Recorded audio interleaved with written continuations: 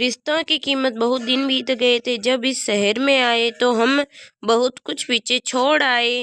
अब उन सब की याद आती है, मगर हम अब उनसे इतनी दूर हैं कि अब वहाँ पर जाने के लिए सोचना पड़ता है। जब कोई नहीं होता तो सबकी याद आती है, लेकिन अब याद के सिवाय कुछ भी नहीं हो सकता था। ऐसा सोचते हुए जब रूपा की आंखें लग गई तो दरवाजे पर दस्तक हुई थी। दरवाजे पर दस्तक के बाद रूपा की आंखें खुली तो उनके सामने उसकी पुरानी सहेली पंखी थी। अरे पंखी, तुम यहाँ कैसे?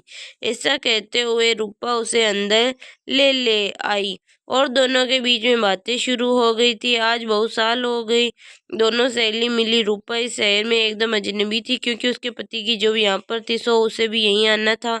रूपा एक लड़का था जो शरारत करता था। अभी तो वो स्कूल गया हुआ था, तभी तो घर में शांति थी। जब भी वह आता है तो तभी कुछ न कुछ करता ही रहता है।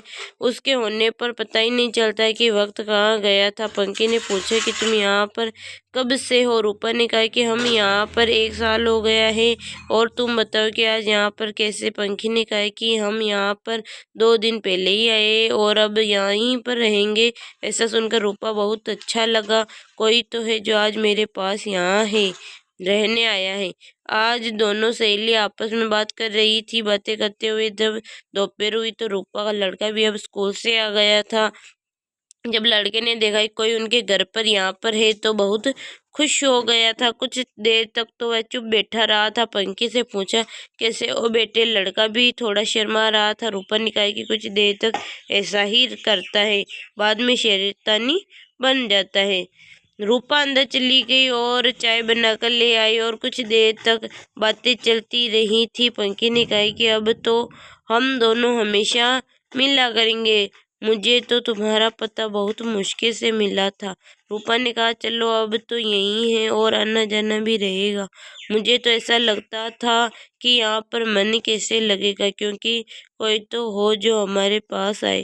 पंखी ने कहा कि तुम्हारे पति अब तक आते हैं। रूपा ने कहा कि हाँ, वो समय हो जाता है जब रात होने को होती है, पूरा दिन अपने लड़के के साथ बीत जाता है। नहीं तो यहाँ पर रहना बहुत मुश्किल था। पंखी और रूपा की बातें यही बताती हैं कि जब आप अपनों से दूर चले जाते हैं तो हमें कैसा लगता है। हम जब अपने पास होते हैं तो अपने रिश्ते भी खबर नहीं होती, लेकिन जब आप दूर होते तो सही कीमत का पता चलता है। इसलिए हमेशा अपनों के साथ खुश रहें। कहानी कैसी लगी कमेंट करके ज़रूर बताएं।